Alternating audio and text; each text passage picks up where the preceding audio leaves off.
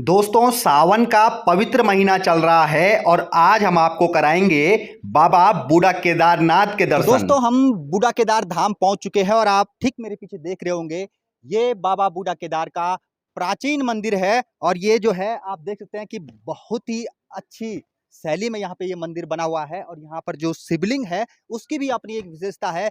क्या है यहाँ पे शिवलिंग की विशेषता, क्या है यहाँ पर एक छोटे छोटे आपको यहाँ पर जो है समाधियां देखने को मिलेंगी, क्या है उसके पीछे की कहानी और बूढ़ा केदार धाम की क्या कहानी है, इस पूरी रिपोर्ट में हम आपको बताएंगे। तो दोस्तों देखिए आप तो इस समय बूढ़ा केदार मंदिर के जो पुजारी हैं वो हमारे साथ हैं। पुजारी जी सबसे पहले तो नाम बता दीजिए अपना। नाम है योगी अमरनाथ। अच्छा, तो पुजारी जी मैं ये आपको पूछना चाहूंगा सबसे पहले कि बूढ़ा केदार जो धाम है प्राचीन क्या इतिहास है यहाँ से जुड़ा हुआ, क्या हुआ था यहाँ पे? देखो, प्राचीन स्थान ये है कि यहाँ पर भगवान जो है परिवार लेके विराजमान है सतयुग से ही। अब यहाँ पर द्वापर में यहाँ पांडव लोग आए। पांडव क्यों आए? वो प्रायश्चित के लिए आए जब महाभारत युद्ध हुआ था। महाभारत युद्ध हो गया, जब पूर्ण पूर्ण हो गया, भगवान ने जो है स्वयं जो है युधिष्ठिर धर्मराज जी को वेद व्यास जी के पास भेजा। युधिष्ठिर, अब वेद व्यास जी के पास जाओ, उनसे परामर्श करो अब हमें क्या करना है, क्योंकि इनके गोत्र में जो है गोत्र हत्या और ब्रह्म हत्या का पाप लग गया था। क्योंकि इन्होंने अपने परिवार के लोग भी मारे और गुरु लोग भी मारे। तो जीव तो अमर है ना, जीव का मरण तो होता नहीं है। ये तो भगवान ने अर्जुन को भी कहा था कि देख अर्जुन, तू किसको मार रहा है? कोई किसी को मारने वाला नहीं है। तू भी मरा हुआ है, मैं भी मरा हुआ हूँ, सब जीव अमर है। तू धर्म से लड़ रहा है तो धर्म की रक्षा कर रहा है, तो यश प्राप्त कर। तो जब यहाँ पे आए थे हाँ, तब क्या हुआ था? तो अब वेद व्यास जी ने भेजा नहीं इनको यहाँ, जब युद्ध समाप्त हो गया। जब युद्ध समाप्त हो गया तो प्रायश्चित के लिए इनके जो गोत्र के लोग और गुरु लोग ब्रह्म हत्या और गोत्र हत्या। तो ब्रह्म हत्या गोत्र हत्या का मतलब हो गया कि एक तो गोत्र के लोग मारे इन्होंने, परिवार के, अपने ही परिवार के, और एक इन्होंने गुरु लोग भी मारे, तो ब्रह्म हत्या भी लग गई।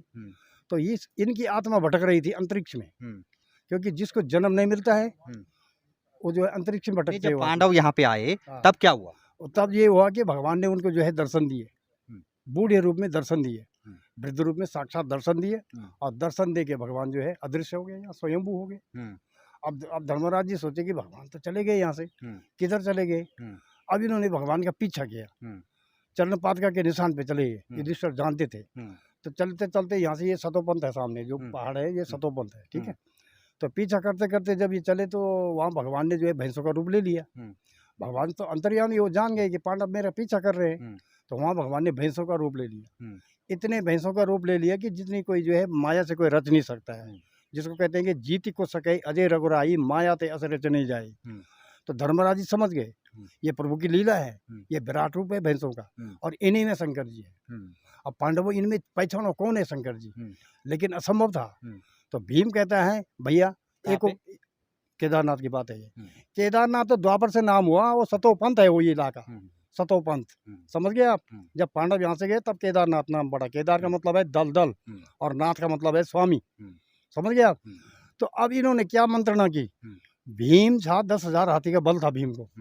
तो भीम ने कहा कि भैया ऐसा ऐसे में तो पहचान नहीं होगी, मैं ये दोनों पर्वतों को बंद कर देता हूँ अपनी टांग लगा के, सिद्धपीठ महापीठ पर्वत।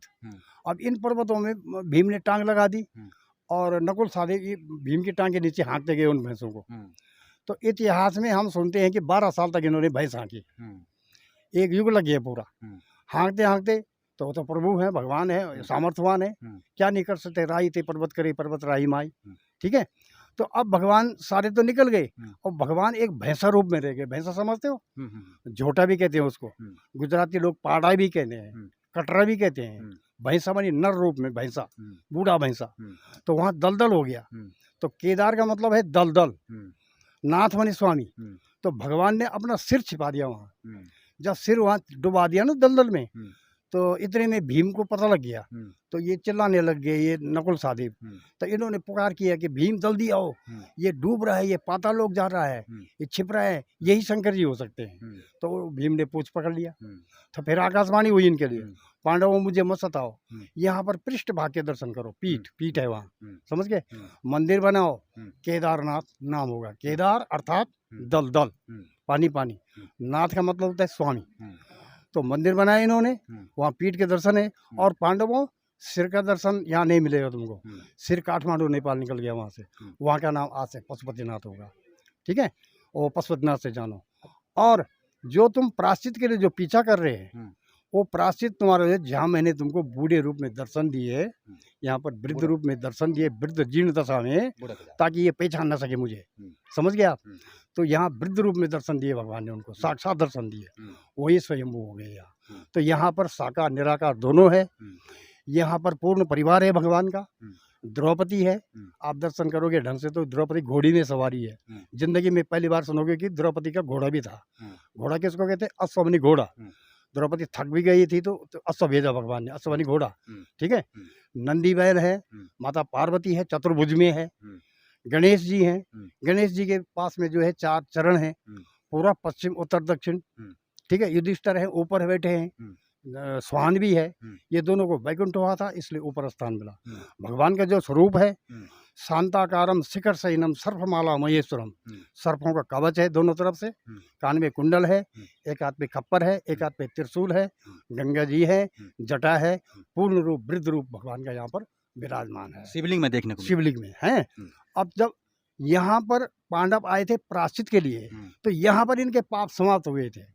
एक वो श्लोक में बताते हैं, युधिष्ठिर अन्य जैत जैत देवो बाल खल्ले समस्तिताम, ये बाल गंगा है, ये बाल खल्ले ऋषि की तपस्या से है। बाल गंगा के निकट जैत जैत देवो वृद्ध केदार मिशानाम, जहाँ मैंने तुमको वृद्ध रूप में दर्शन दिए, समझ गए आप।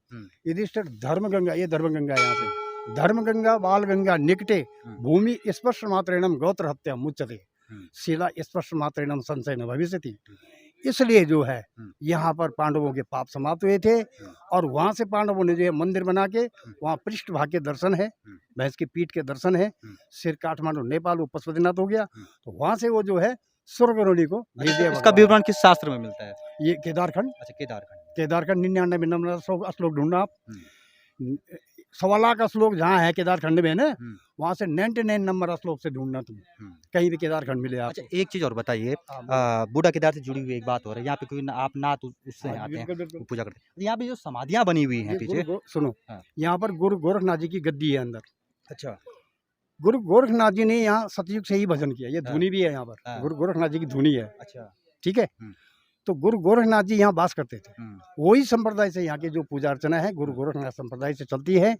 और ये जो जितनी भी भाट जो आप देख रहे हैं, ये समाधि है, इनमें जो है सती समाधि भी है। जब सती प्रथा थी, बीच में सती प्रथा बंद हो गई, आगे समझे आपके, तो सती प्रथा कब थी? 500 साल पहले। तो सती समाधि हो, जीर्ण दशा है, वो रुद्राक्ष का पेड़ वहाँ पर है, वहाँ पर ये सती समाधि है, ठीक है। तो इसलिए ये जो सब पुजारी लोगों की हमारी समाधि है, हमारी डेड बॉडी जो है समाधि यहीं लगती है, और यहीं पर जन्म है, यहीं पर हमारा कर्म है, और यहीं पर हमारा जो है मरण है। तो ये बूढ़ा केदार है, यहाँ से कोई निराश नहीं जाता। अन्य क्षेत्रम कृतम पापम पुण्य क्षेत्रम विनश्यति, भगवान कहते हैं कि जो अन्य क्षेत्र से कोई पुण्य क्षेत्र में आता है तो सारे पाप समाप्त हो जाते हैं। लेकिन एक बात है, पुण्य क्षेत्रम कृतम पापम वज्रलेपो भविष्यति। अब पुण्य क्षेत्र के दर्शन करके भी लोग आ रहे हैं, फिर पाप कर रहे हैं, तो तब के उसका क्या होगा?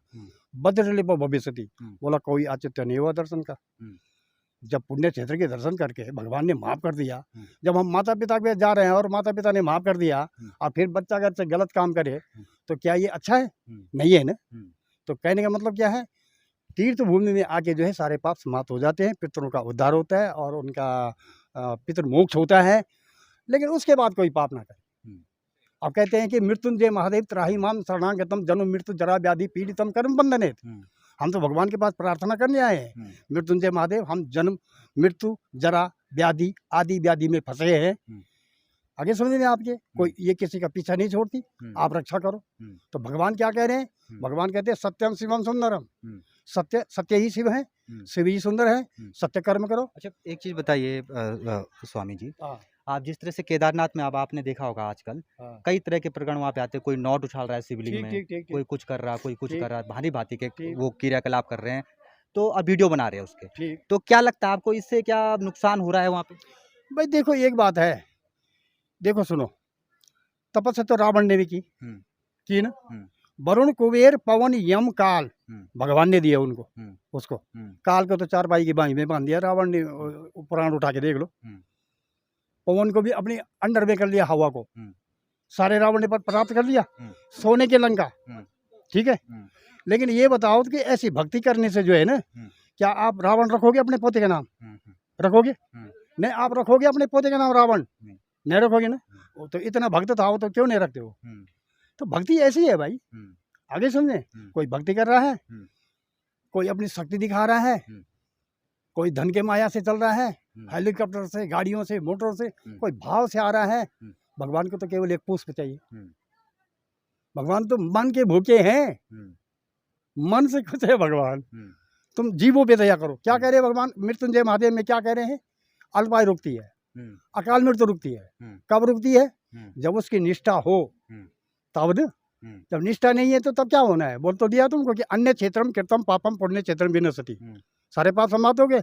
अब आगे जाके कोई अंडा शराब मांस मछली का परित्याग करके जाए जरा, किसी जीव को न सताए, सब में भगवान को देखे, जीव मात्र में